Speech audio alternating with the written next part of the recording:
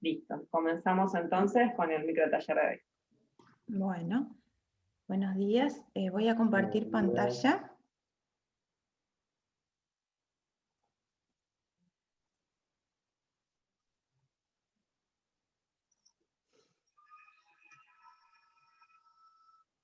Ahí está.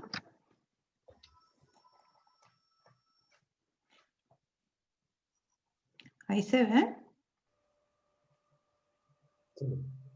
Sí. Okay. Antes de empezar, Pame, me parece que lo que es bueno recordar es que este taller no es para enseñarles a usar alguna de las programitas o las aplicaciones, sino para tirarle ideas de cómo usarlo, de qué es lo mejor que se ve en esas aplicaciones. Por las dudas, para que no le vamos a explicar a usar PowerPoint o algo por el estilo, no. Vamos a tirar ideas para que puedan aplicarlas cuando hagan una presentación. Si querés, Pame. Bueno, genial.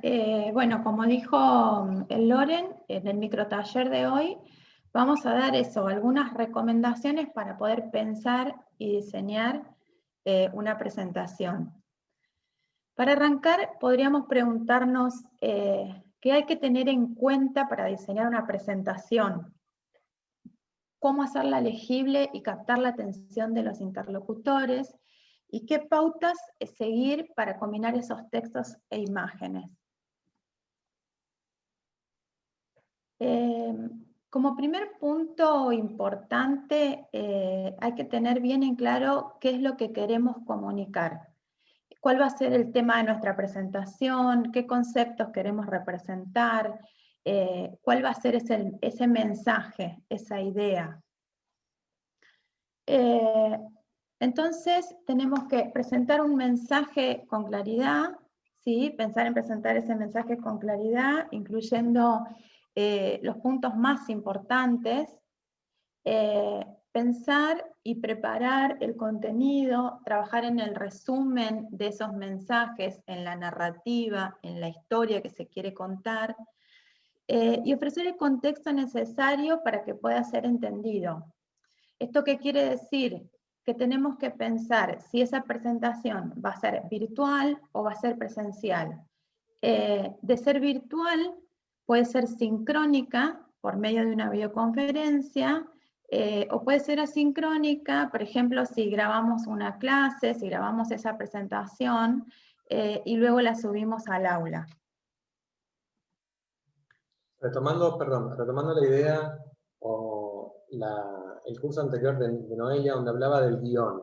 Esta primera parte es eso, es saber qué vamos a decir y tratar de hacernos un gráfico, una idea de cómo vamos a decirlo en esa presentación, teniendo en cuenta justamente las dimensiones, si es la presencialidad, si es una virtualidad, si vamos a tener alumnos en clase o si se lo vamos a publicar en un aula, digamos. Esa primera parte es lo que decía Noé en su curso anterior, cuando hablaba de qué aplicaciones utilizar para hacer una clase más de ida y vuelta. El guión, saber qué y cómo vamos a decirlo, para que no sea algo tirado al azar, o sea, que no se entienda. Continúa, Pamela. Bueno, sí, obviamente. Es importante entonces, al pensar en ese contenido, en ese mensaje, imaginarnos ya o pensar cuál va a ser esa portada. Acá les trajimos algunos ejemplos. Esa portada puede ser alguna imagen, ¿sí?, que nos esté contando el tema que vamos a tratar.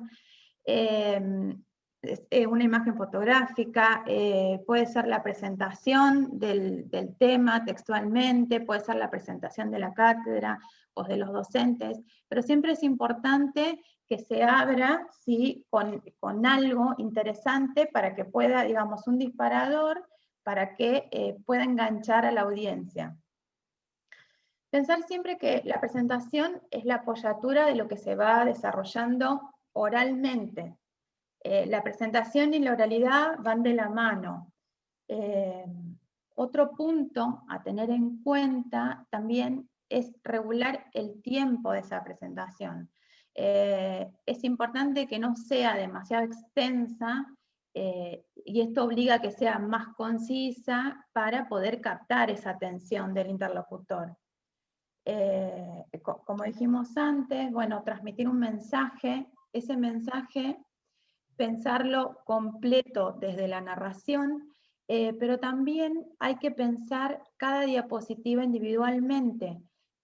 Cuál va a ser el mensaje de esta diapositiva y cuál va a ser el mensaje que voy a comunicar en la diapositiva que sigue.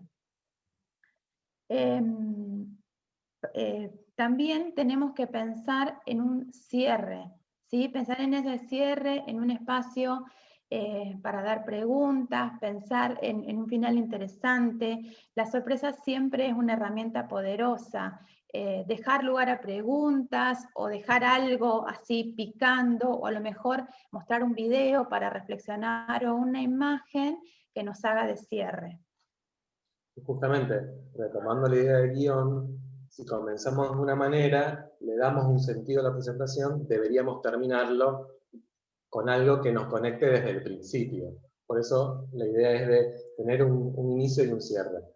Quizás, como son docentes y por ahí sea como muy estructurado a algunas cuestiones que tengan que ver con la cátedra, lo preferible es empezar con una presentación donde diga quiénes somos y qué vamos a hablar, y al final decir, bueno, la propuesta es esta, consúltennos, digamos. Después vamos a ver un ejemplo un poquito más al llano para que se dé cuenta de qué estamos hablando. Claro.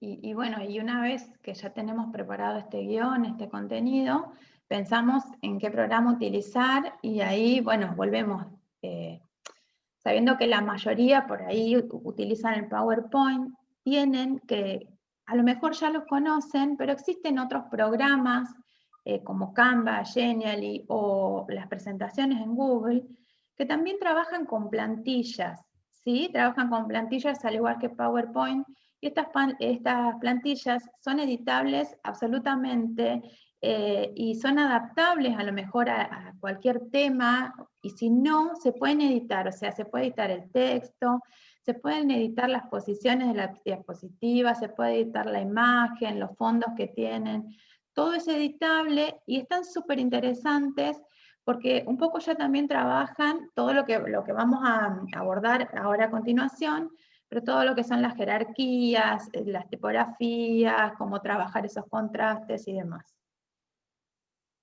Con respecto a los programas, que no los mencionamos acá, pero también son muy conocidos, una de las primeras aplicaciones para trabajar en línea fue el Prezi, que se utilizó bastante y que por ahí era muy visual, había cosas muy lindas para hacer, había plantillas muy interesantes, pero por ahí se complicaba un poco en el tema de la edición. Había muy buenos resultados, pero era complicado por ahí a veces para los docentes trabajarlo. Y después, también, si alguien trabaja con LibreOffice o algo por el estilo en Linux, está el Impress, que es, entre comillas, el PowerPoint de LibreOffice. También tienen las mismas opciones que tienen cualquiera de estos programas, o sea, plantillas que ya vienen prediseñadas, que tienen buenas combinaciones y contrastes de colores y tipografías.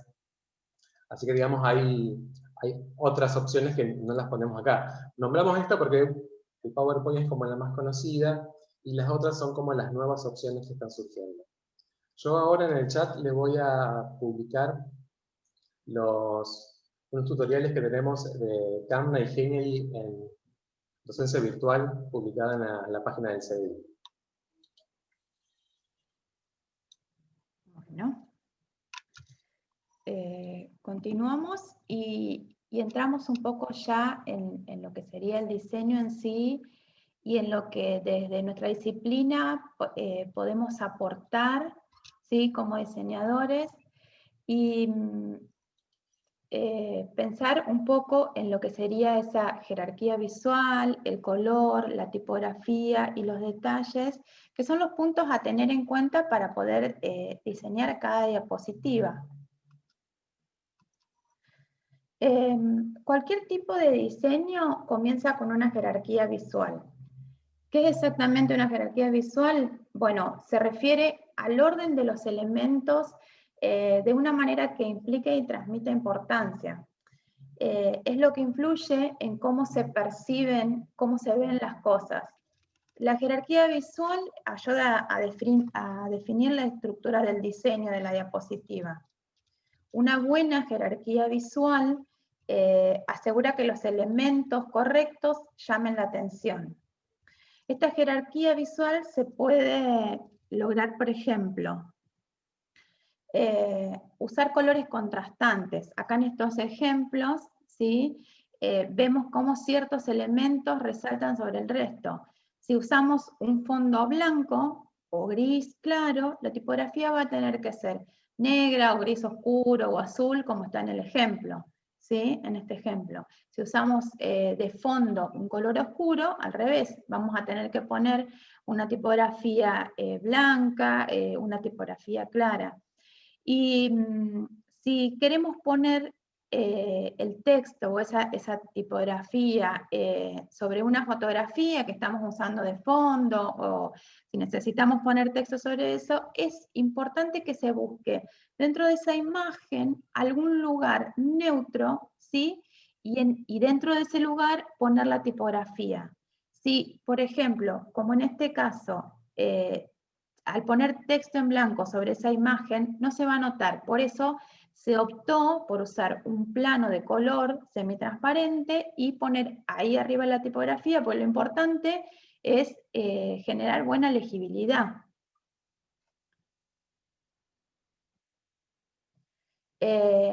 También es bueno experimentar con el tamaño de los textos y de las imágenes para hacer que ciertos elementos resalten más que otros. Acá en el ejemplo también se ve un texto arriba que hace las veces de título, tenemos la imagen a un costado, ¿sí? En la imagen del costado también, o sea, hay ciertas palabras, ¿sí? Que tipográficamente y con la imagen están más resaltadas que otras. El espacio en blanco es súper importante a la hora de presentar esa diapositiva, ¿sí? Es indispensable que esa diapositiva tenga un espacio de descanso, ¿sí? Está bueno que los elementos no estén todos apretados, que genere calma, ¿sí? Y es mucho más fácil de asimilar y de organizar esa diapositiva cuando también se piensan los espacios en blancos. Retomando un poco el tema del color, acá tenemos 3 ejemplos, ¿sí? De 3 diapositivas con fondo verde, rojo y amarillo.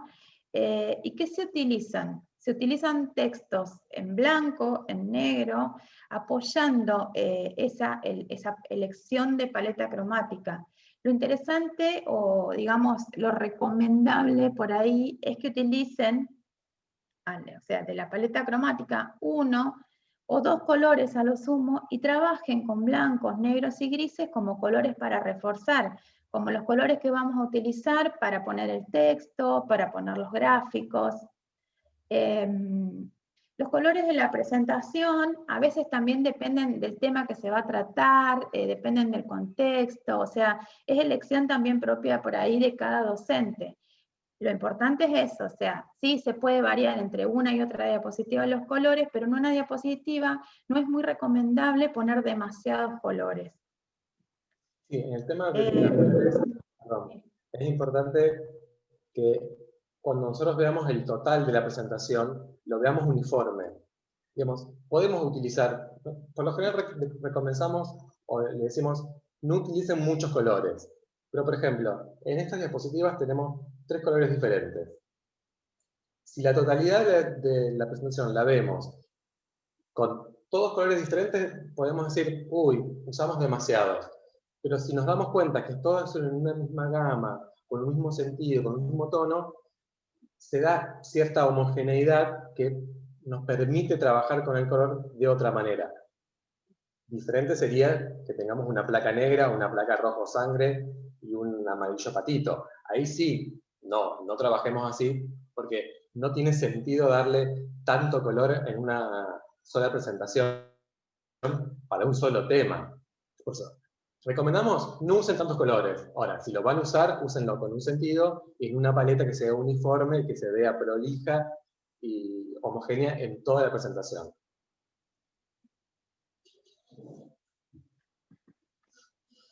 Bueno, la tipografía. La tipografía es un punto fundamental a la hora de diseñar una presentación.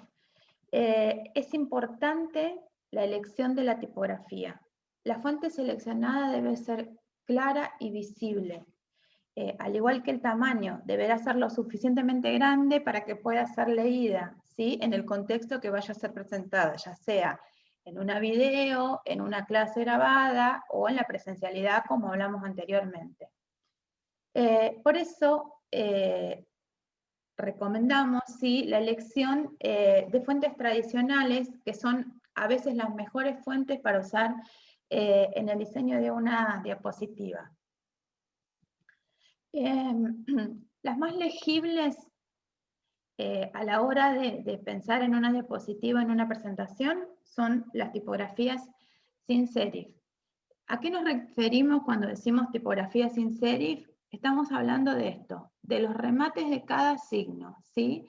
Las tipografías sin serif son perfectas para diseñar textos cortos, ¿sí?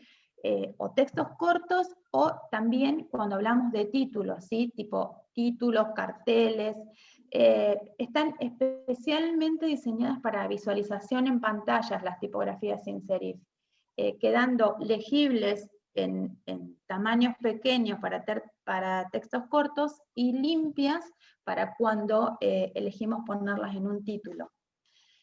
Cuando hablamos de tipografías con serif, nos referimos también, o sea, serif acá, ¿sí? Lo que tiene. Pero estas tipografías fueron diseñadas para textos largos. Estas tipografías con serif, los serif, lo que tienen esos remates es que crean una línea imaginaria abajo del texto que nos ayuda a guiar el ojo. También podemos hablar de las tipografías script o decorativas, pero estas tipografías fueron diseñadas para diferentes aplicaciones. Por eso, lo que se recomienda es usar tipografías sin serif, ¿sí? Como el primer ejemplo. Pensar también en el tamaño.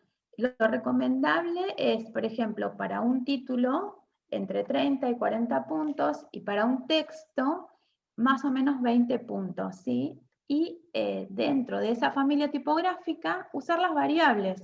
Pensar que en el texto vamos a usar la variable regular de esa familia tipográfica, y en el título, más allá del tamaño, también podemos usar negrita, bold.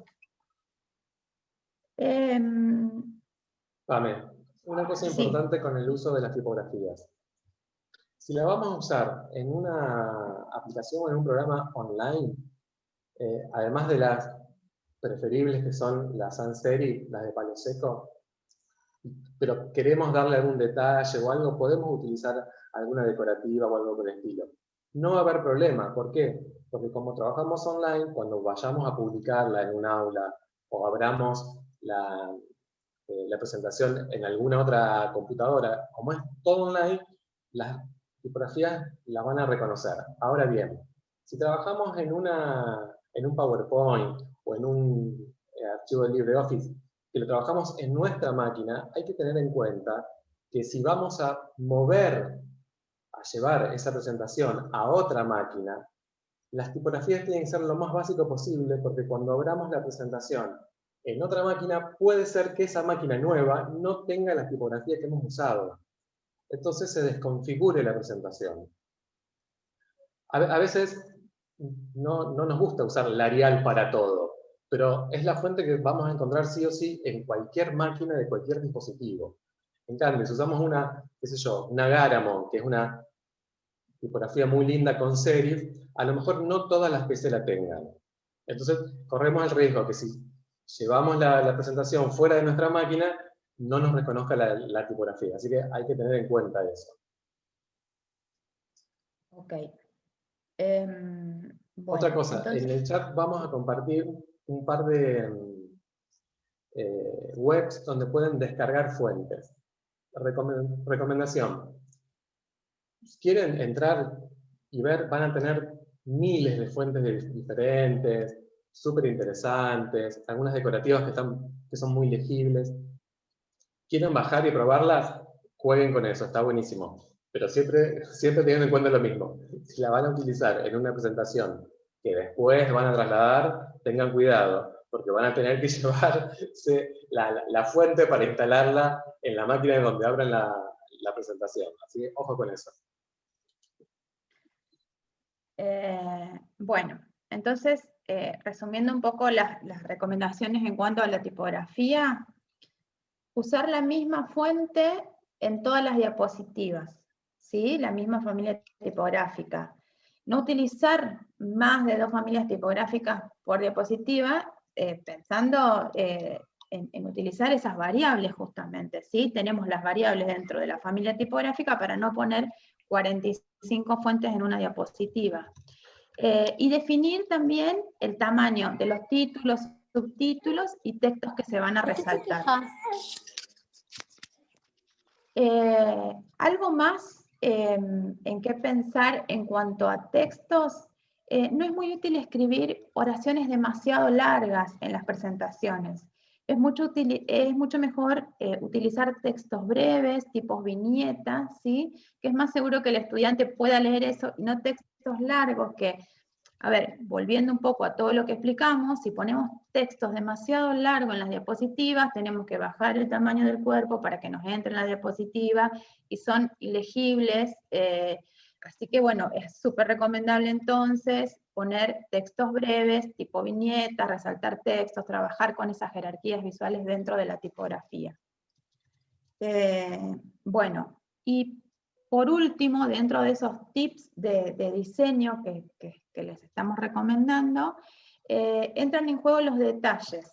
¿Y qué hablamos cuando hablamos de detalles? Son esas cosas que nos van a enriquecer nuestra presentación, que la van a hacer más atractiva, ¿sí? Tenemos, por ejemplo, el uso de la fotografía, de los iconos, de gráficos y tablas, y de multimedia. La fotografía, como ya lo mencionamos anteriormente, es una buena manera de apoyar visualmente una presentación, ¿sí? Siempre y cuando también, o sea, puede ser ilustrativa, puede ser informativa, nos puede estar dejando, no sé, una reflexión, y tener en cuenta, volvemos otra vez a lo mismo, que si vamos a usar texto, usemos una parte de esa fotografía donde los textos sean legibles, o utilicemos planos o transparencias para poder poner ese texto. El uso de iconos también es un buen recurso, ¿sí? El uso de iconos completa a lo mejor parte del texto, o a lo mejor no queremos poner demasiado texto y usamos un icono, o también ayuda a entender alguna fotografía, como vemos acá en los ejemplos, y también sirve como puntos o llamadores de atención, ¿sí? Para entrar a leer esa diapositiva. También podemos mencionar los gráficos y tablas, ¿sí? Cuando se trabaja, a ver, son importantes para añadir cuando se trabaja información con datos, ¿sí? Tampoco está bueno abusar y poner demasiados gráficos, ¿sí? Sino reemplazar esa información de datos por gráficos y tablas. Ahí hay otro ejemplo, ¿sí? Que trabajan, por ejemplo, el mapa con los iconos, y también trabajan tablas, gráficos. Y por último, por ahí es interesante cuando hablamos de multimedia, está bueno... Perdón. Sí. Antes quería decir algo. Con respecto a las imágenes, si vamos a utilizar una imagen, siempre que tenga relación con lo que estamos diciendo. No utilicemos una imagen porque sí para llenar un espacio. Y que la imagen tenga algunas cuestiones importantes, como por ejemplo, que no esté pixelada, significa que no se vean esos cuadritos, con uno grande en la foto que se ven cuadritos, no. Que sea de buena calidad. Si es posible, que tenga, si no es una imagen nuestra, que tenga la fuente de origen. Por ejemplo, hay muchas páginas que ahora vamos a compartir también un par de páginas donde podemos bajar imágenes que son de muy buena calidad, que tienen uso gratuito, pero que piden que, por ejemplo, se especifique de dónde se bajó. Bueno, eso es importante. Por ejemplo, la misma universidad está aplicando esos detalles en las publicaciones que hace. Así que hay que tenerla en cuenta, sobre todo si es una publicación que vamos a publicar en un aula o que vamos a tener online. Con lo que hablábamos después, la semana pasada, en cuestiones de propiedad intelectual y demás. Así que eso es importante. Como decía, le vamos igual que los pictogramas, los iconos. Hay páginas para bajarlos, hay páginas que permiten paquetes de iconos para bajar que son gratuitos, que por ejemplo, si trabajamos en química tenemos todos iconos referidos a la materia, o jurídicas, o arquitectura, así que son muy interesantes. Son iconos lineales, algunos que son un poco con más de colores. Todas las páginas que le vamos a pasar ahora tienen descarga gratuita. Son limitadas en algunas, bajadas por día, pero son muy interesantes para que ustedes vean e investiguen a la hora de usarlas en alguna de estas presentaciones. Bueno, por último les comentaba que a veces es interesante también dentro de nuestras presentaciones agregar algún tipo de video que sea breve. A veces con un video cortito se pueden explicar mejor las cosas que a lo mejor si hablamos nosotros tardaríamos mucho más, o puede servir para ejemplificar, para inspirar, para reflexionar. Son como pequeños detalles, ¿sí?, que aportan a nuestra presentación. Usar ese video, como hablábamos al principio, a lo mejor para darle un cierre a la presentación y dejar lugar a una reflexión con ese video. Bueno, ahora sigue Loren, que les va a explicar unas cuestiones más específicas de una presentación. Así que bueno, seguimos con él. Un minuto que estoy compartiendo los... ¿Para qué yo dejo de compartir?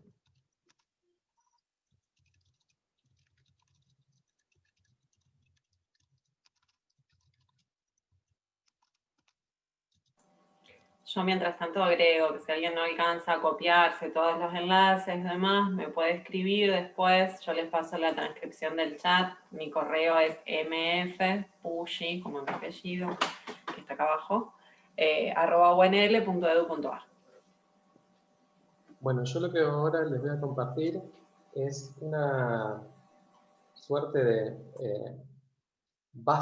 bases que pensamos para un curso que pidió la Facultad de Ciencias Jurídicas en el primer cuatrimestre, porque cuando los docentes justamente empezaron a dar clases en Zoom y demás, empezamos a ver una multiplicidad de presentaciones que no estaban siendo del todo interesantes.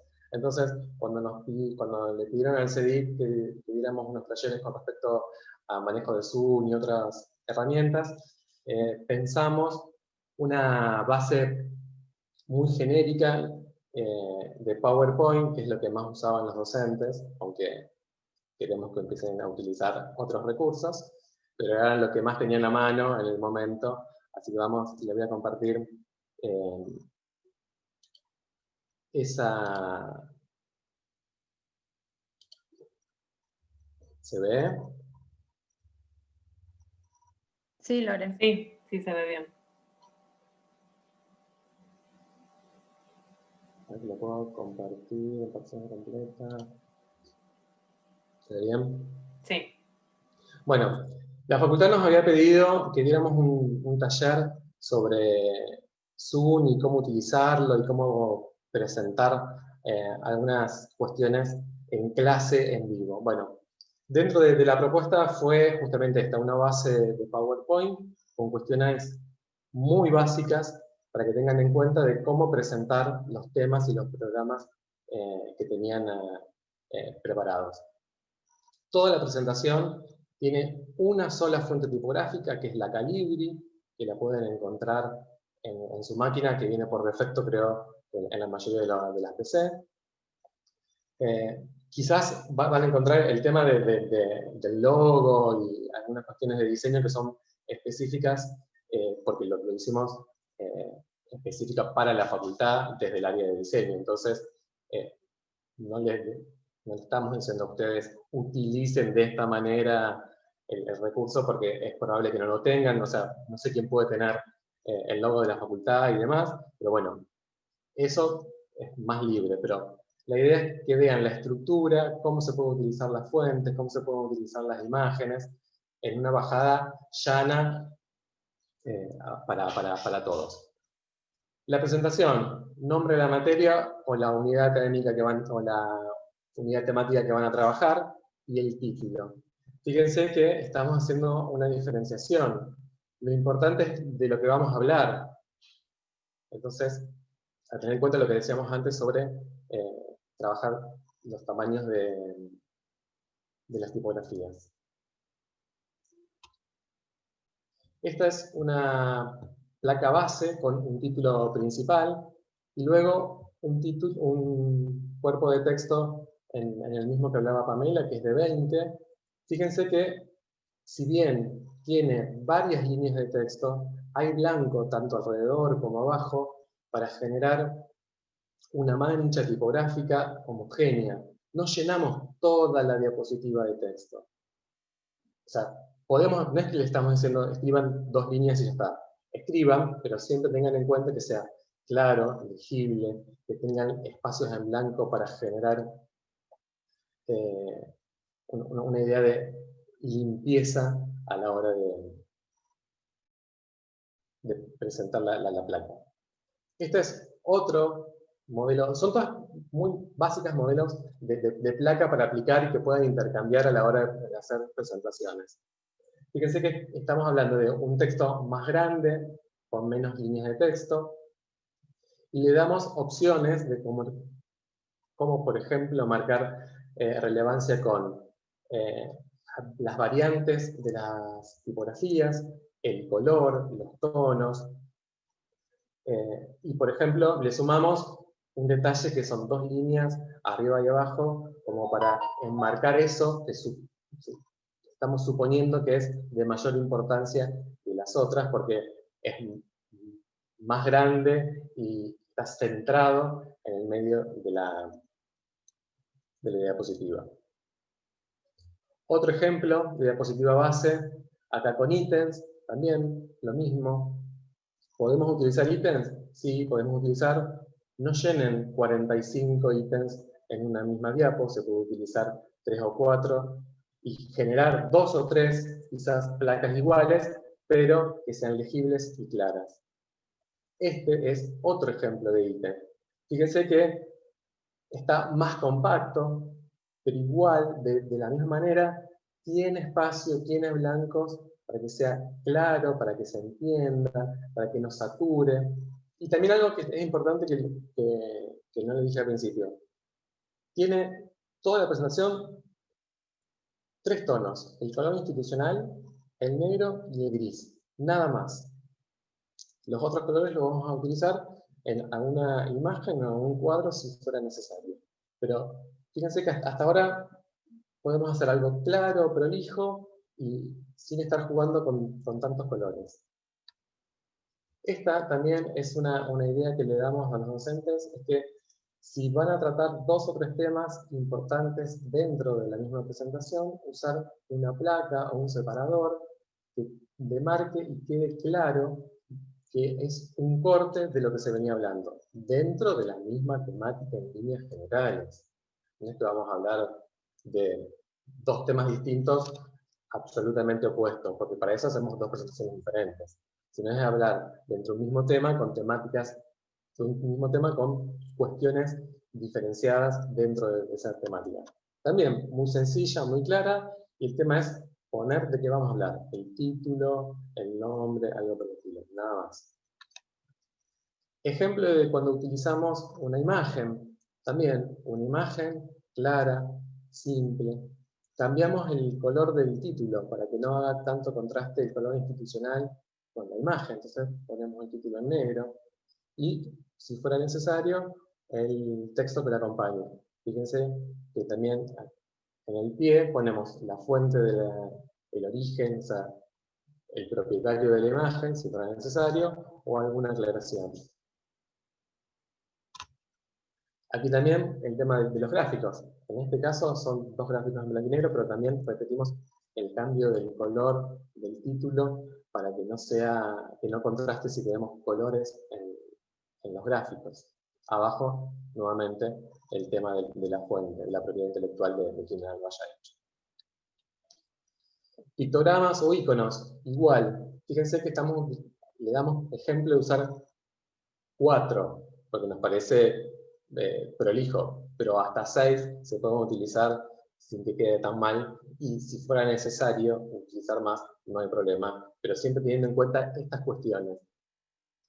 Que sean pictogramas lineales, sin tanto detalle, si es posible manejar el color, lo podemos manejar con el color institucional de nuestra unidad académica. Si vamos a utilizar algún plano con color o con estilo, que sean colores tenues, pasteles, que sean amables a la vista, que no sobresalgan. Fíjense que también en estas propuestas le damos la cursiva en la tipografía para separarlo de lo que es texto y del texto común y corriente que teníamos en las diapos anteriores. Acá también un ejemplo con 2 imágenes, en donde también volvemos a darle importancia a estas cuestiones de las líneas para diferenciarlas del resto, porque suponemos que tiene otra importancia. Y también el ejemplo del pie y del texto que acompañe, también un texto breve. Siempre tenemos que tener en cuenta que si vamos a poner algo en una diapo, que sea lo básico, siempre y cuando tengamos en cuenta si es presencial, si es asincrónica y demás la presentación. Porque se supone que las presentaciones acompañan lo que estamos diciendo. Entonces, no pongamos todo en la diapositiva. Y para cerrar, es simplemente lo que decíamos. Iniciamos de una manera, continuamos el contenido y cerramos también de la misma manera, poniendo cuestiones básicas. En este caso le dábamos el nombre y el apellido del autor de la presentación con el correo electrónico, porque los docentes les venía conviniendo que los alumnos se comunicaran, pero ustedes puedan poner sus datos, sus redes sociales, lo que sea necesario, y también dejábamos el lugar para agradecer que vieran nuestra presentación y para dudas o consultas de los alumnos si fuera necesario. Obviamente, si es asincrónico, en el momento lo hablaban con el docente, y si no, el correo electrónico o alguna red o el aula donde fuera necesario para presentar las dudas de los alumnos. Bueno, dejo de compartir. Esto era más o menos muy básico, son conceptos no puedo dejar de compartir. Ahí está. Conceptos que hablamos en el curso, bajados a una presentación muy básica y rápida que preparamos para los docentes. Bueno, de esta manera creo que quedamos por cerrado la exposición. Dudas, consultas que tengan, Pamela y yo estamos por aquí. Ya, gracias por escucharnos y espero que les haya servido un poco y aclarado las cosas. Gracias, Sí, chicos. gracias. María Inés activó el micrófono, quiere preguntar algo. Sí, quiero preguntar algo. Bueno, muchas gracias por la presentación. Yo hace muchísimos años que utilizo PowerPoint porque soy clase de bioquímica y nos apoyamos muchísimo con imágenes. Y esas imágenes no son estáticas, sino que utilizamos mucho el aparecer, desaparecer, ir sumando y con gráficos sencillos. Este año, con el tema de la pandemia, nosotros hicimos nuestras presentaciones de teoría y las grabamos. O sea que grabamos cada diapositiva de PowerPoint para después transformarlo y poder subirlo por canal de YouTube. Mi pregunta es, estos 2 programas que ustedes proponen, en Canva y Geniality, si tienen esa opción de grabar y poder transformarlo para después subirlos a un canal de manera que quede a disposición atención del alumno para que pueda reproducir la clase todas las veces que quiera y en el momento que ellos dispongan. No sé si se me entendió. ¿Tienen la posibilidad de grabación como PowerPoint? Tienen la posibilidad de hacer una descarga de acuerdo a la presentación. Vos vas armando la presentación como en PowerPoint y después tenés la posibilidad de hacer una descarga de esos programas. Ah, o sea que estos programas todo online, no son descargables en la computadora. Son online. Ah, bien. El único programa que tenía la opción de online y descargar era el Prezi, Sí. Entiendo. pero bueno, le generaba mucho conflicto a muchos de producir un Prezi, justamente. Personal no Lo que se me puede, gustó. sí, lo que se puede hacer si no es armar toda la presentación, por ejemplo, si querés usar Canva o Genially, que tiene estas plantillas prediseñadas, que también tienen la opción de animaciones. Por ahí, demasiadas animaciones no es muy recomendable, pero tienen opciones de animaciones también y de incorporación de video y esas cosas. Lo que se puede hacer, si no, es armar toda la presentación en Canva o en Genially y grabarla con Loom, por ejemplo. La vas pasando y la grabás con Loom y ya eso sí, lo descargás para subir a YouTube y poder subirlo al aula. De acuerdo, gracias. No, de nada. Otra herramienta, perdón, que también les puede servir, pero ya pensando en videos, es Powtoon, que nosotros ahora no la abordamos, pero Powtoon es una herramienta para pensar videos. Si no la conocen, a lo mejor la han visto en YouTube porque se viralizó mucho un tipo de plantilla donde venía una mano, escribía texto y se iba. Pero hay otras plantillas más serias, más académicas, como para poder trabajar también videos en Powtoon y poder descargarlos. Acá me piden en el chat que escriba. Bueno, la primera que recomendaba Pamela era Loom, que es una aplicación en línea que te permite editar video. Podés aparecer vos en el video, podés aparecer vos y mostrar la pantalla, por eso Pamela lo proponía como una trampa, digamos, para hacerle a Canva o a Genially. Y el segundo es Powtoon, que es directamente para editar video. Pero te deja armar las placas del video como si fueran diapositivas, por lo cual también es interesante para poder explorarlo. Yo retomo algunas preguntas del chat, mientras tanto las fue respondiendo Lorenzo, pero para hacer el resumen que quedan acá. Preguntaban si todas las aplicaciones que sugirieron son aplicaciones gratuitas. Sí, todas tienen alguna versión gratuita. El tema es que lo que hablábamos la semana pasada, a medida que va subiendo la demanda, empiezan a restringir los permisos de lo que se puede hacer con la versión gratuita, y es como que van obligando al usuario a pagar el estipendio mensual, que tampoco es tan alto, pero bueno, hay que evaluar ahí quién lo va a usar y para qué. ¿Se pueden exportar a PDF? En principio con las versiones pagas se puede. Hace muy poco cambiaron los permisos de exportación, por ejemplo, de Genially, y ya no te deja más exportar a PDF. Sí, antes se podía. Claro, hasta hace unos meses se podía y ahora con todo el auge de pandemia y no se puede más.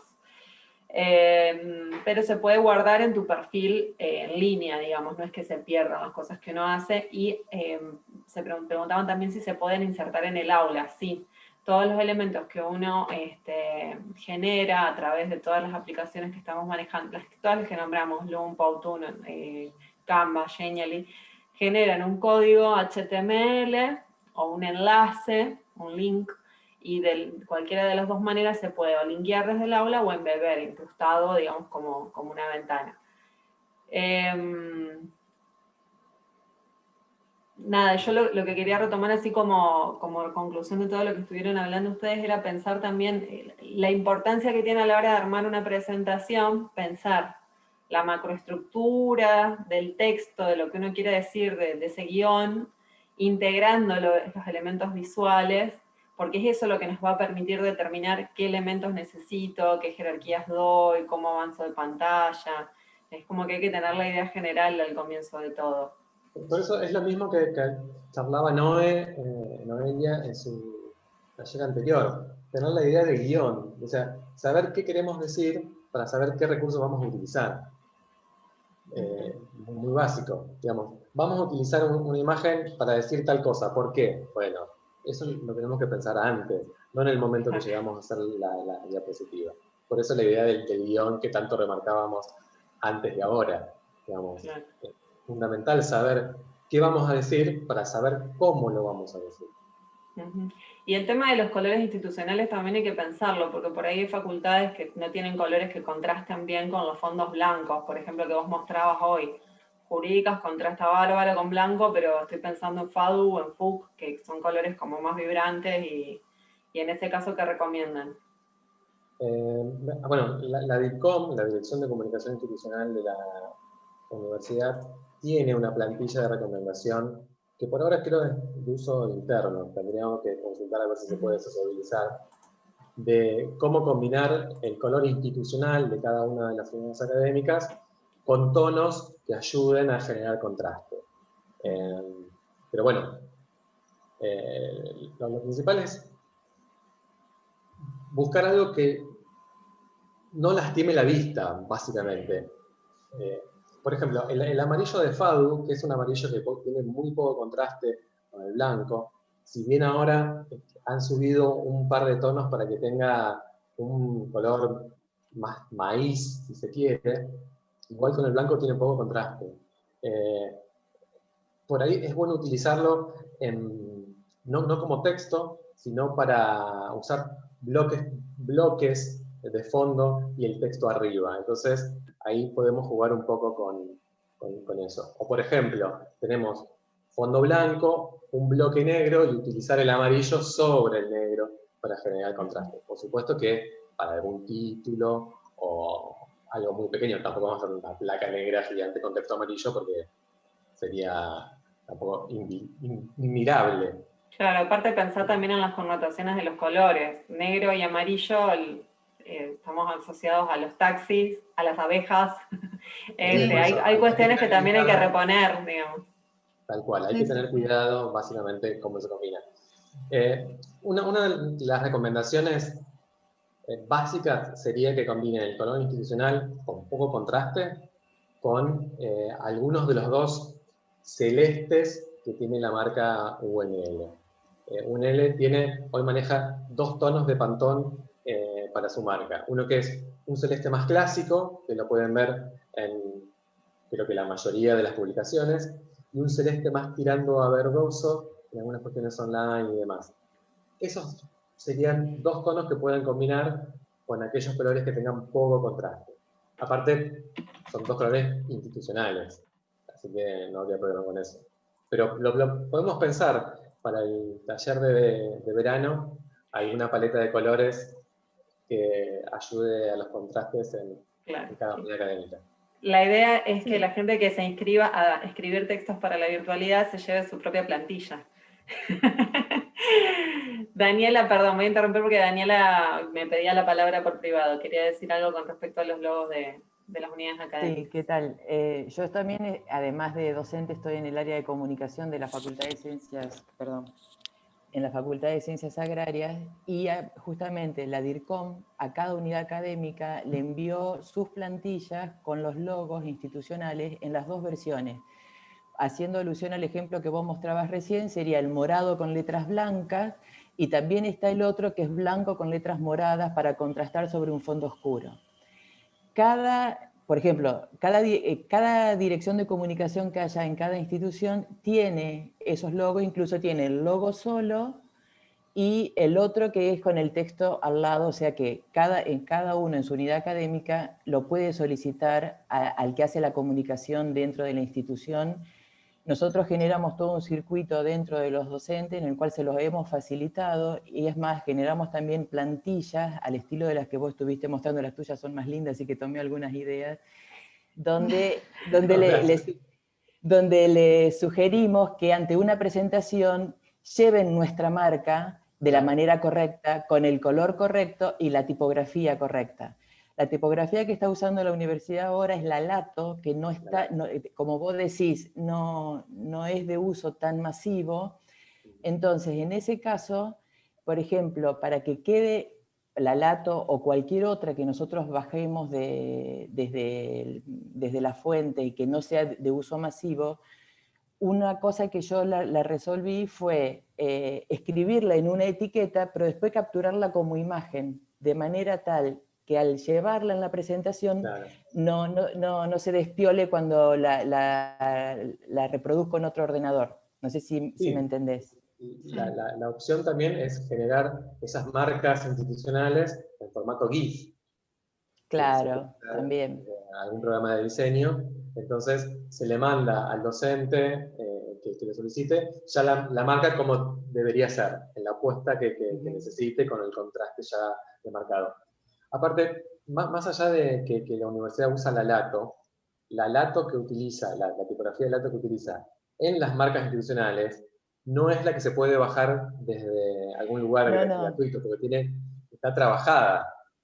Claro, ellos a nosotros nos enviaron la fuente con todas sus versiones, pero no es la que se baja oficialmente. Bueno, no, esa en particular...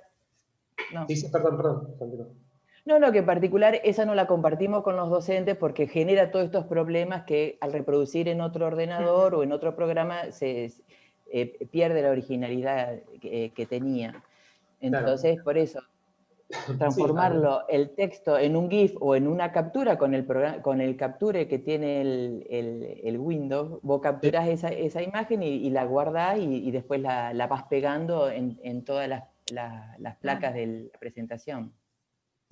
Sí, es así. Pero bueno. Algo sencillo hacer. Sí, muy sencillo. Lo que hablábamos con los contrastes...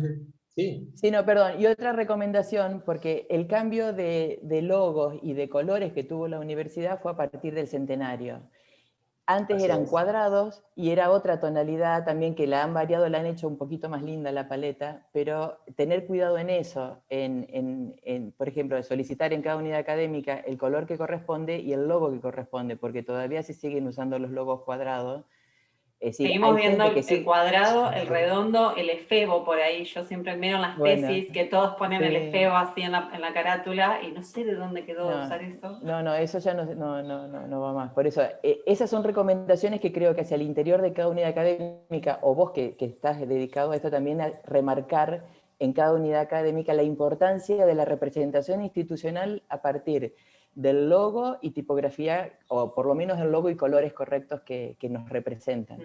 Exacto. Sí, bueno, yo trabajo específicamente en el programa de comunicación institucional que tiene Jurídicas hace mucho tiempo, y es una lucha constante con los docentes y a veces con las mismas autoridades que utilicen la marca institucional correcta, de la manera correcta, la tipografía que corresponde, el tono. Sí, pero es un trabajo que tendrías que hacer, ¿sabes con quién? Perdón, yo con mi dedito docente siempre. Trabajar tal vez con los secretarios y con el decano para que a partir de ahí cada secretario en cada grupo lo vaya bajando como línea a trabajar, como línea a usar. Que bueno, no queden opciones. No, a ver, toda la comunicación sobre uso de marcas y demás a nivel institucional, al primero que le llega es al correo del decano, a ceremonial y a nosotros, básico. Así que desde ahí siempre el trabajo es desde la cabeza principal de la facultad hacia abajo, pero bueno, cuesta. Bueno, y con el cambio del año pasado, con la nueva marca que pasamos de los módulos al círculo, creo que todo lo que habíamos trabajado durante 10 años se echó a perder. Porque no sabían qué usar, cómo usarlo, dónde ponerlo. Aparte, acá, Daniela, perdón, te están preguntando por chat a quién le piden las plantillas y los logos de la Facultad de Ciencias Agrarias. Después contestale por chat. A mí. A vos, mira. Justo, los pusimos en contacto. No, hay que pensar también en las resistencias, digamos que todo lo que implica, decimos, a ver, es una pavada, convertimos algo en imagen, lo pegamos en la plantilla y demás, pero hay usuarios para los cuales eso es un mundo, entonces ya ahí como que empezamos a generar un poco de resistencias porque son nuevos aprendizajes, no solo del manejo de la herramienta tecnológica, sino también algunas pautas de diseño. Entonces sí, es complicado. Yo quería darle la palabra a Daniel, que tiene la manito levantada desde hoy. Sí. Gracias primero por todos los aportes. En segundo lugar, quería hacer un par de comentarios. Uno es un poco una reflexión acerca de, a través de la experiencia que uno tiene como docente, como profesor, las presentaciones destinadas a un seminario, una charla, tienen una distancia importante con las presentaciones destinadas a una clase, digamos. Por ahí, tanto en una como otra, la charla debiera guiar a la presentación, y no al revés, como ocurre en muchos casos.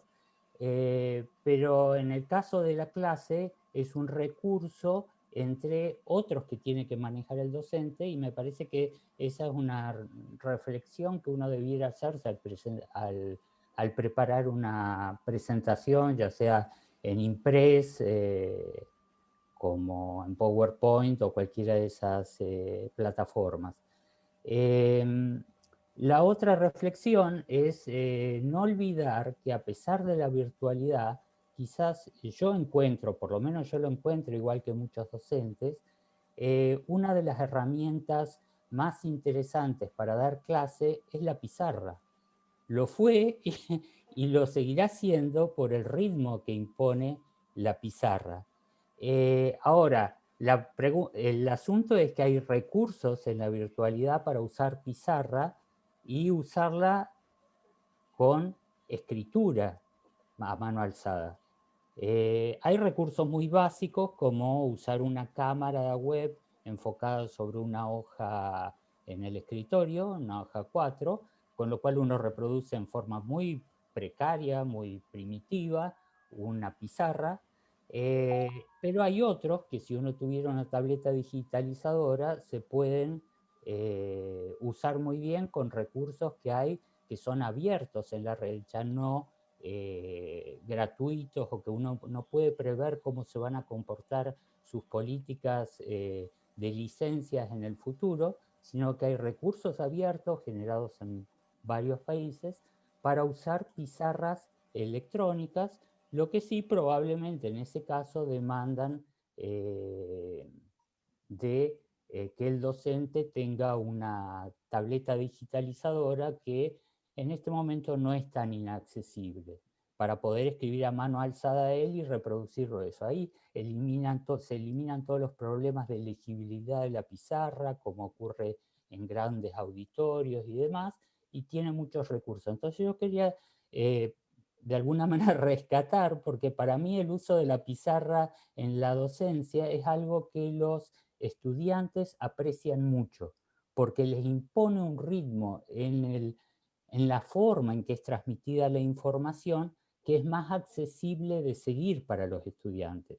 Muchas veces las presentaciones imponen un ritmo por la forma en que fueron preparadas, pero también por su propia naturaleza, que no es el más humanamente seguible para los estudiantes. No, simplemente esos dos comentarios.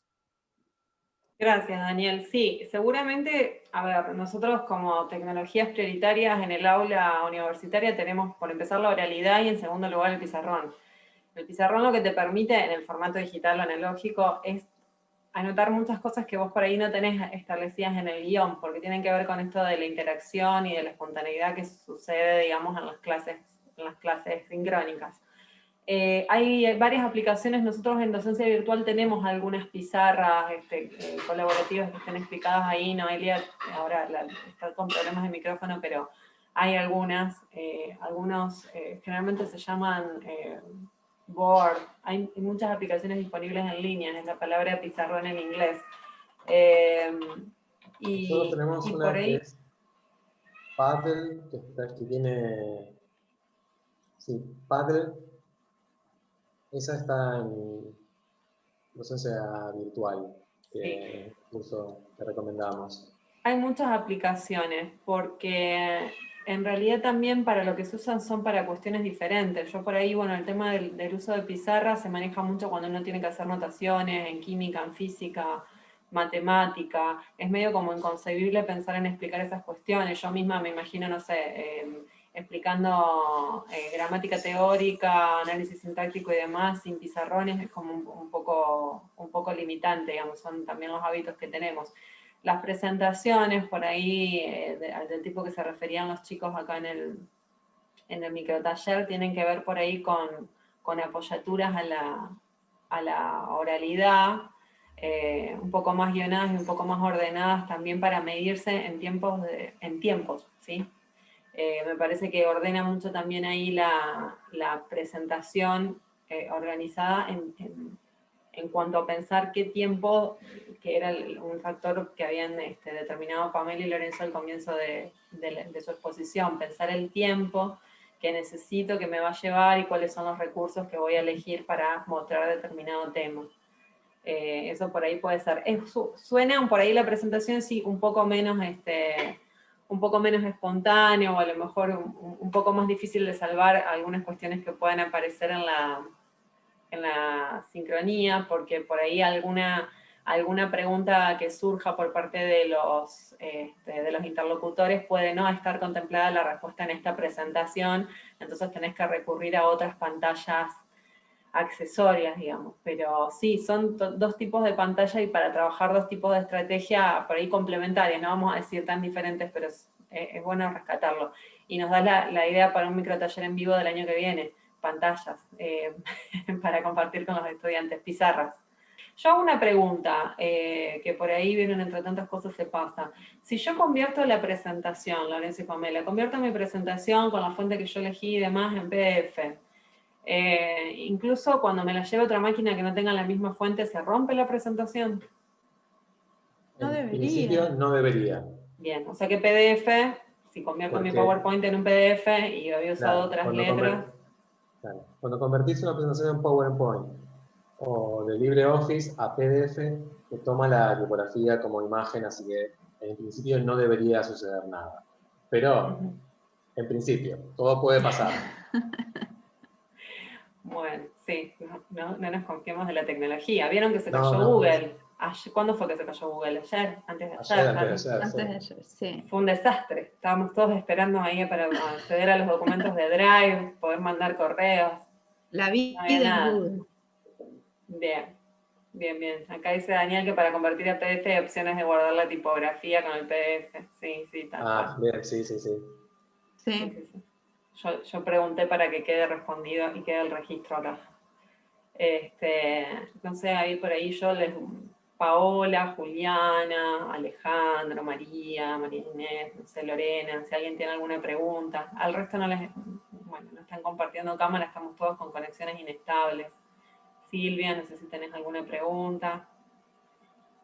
No, yo quería agradecer por la información y me pude asistir a partir del taller anterior porque estaba dando clases a full, así que no podía en este horario, pero bueno, muy productiva. Bueno, gracias Paola. Sí, después tienen las grabaciones disponibles. Bueno, yo recuerdo también que la inscripción en los microtalleres de verano está abierta hasta el domingo próximo, hasta el domingo 20. Así que después empezaremos con los procesos de admisión y les van a llegar los correos para confirmar eso entre diciembre y principios de febrero. Arrancamos el cursado el 8. Damos por terminado ahora este microtaller, les agradecemos, hubo caras que se sumaron en todos los talleres, hay gente que se sumó y que además sumó a los colegas, que pasó la información, que nos ayudó a difundir un poco. Es una época para nosotros muy cargada de trabajo, ha sido un año muy demandante para todo el centro en cuanto a lo que fue el apoyo a los docentes y a los gestores en todo este proceso de virtualización del currículum, que no nos quedó otra, digamos. Este año instalamos el tema de uso de aulas virtuales, con todos los docentes, una acción muy masiva del centro, con ayuda de las unidades académicas. La verdad nos queda mucho trabajo y para mejorar para el año que viene, así que bueno, les agradecemos por estar en este espacio. Para nosotros es fundamental el contacto con los docentes, que son los interlocutores, los que nos ayudan a llevar adelante las propuestas de enseñanza mediadas por tecnologías, y estamos trabajando siempre para para los estudiantes. Entonces, digamos, nuestro vínculo es fundamental para mejorar cada vez más la calidad educativa y pensar que la virtualización enriquece nuestros procesos, que no nos limita necesariamente, que nos puede ayudar a pensarlos desde otras perspectivas, pero bueno, también esperando que el año que viene nos encuentre más cerca de la presencialidad para poder encontrarnos en otros formatos que también sabemos que estamos extrañando y que necesitamos para concluir algunas prácticas también que están quedando ahí pendientes.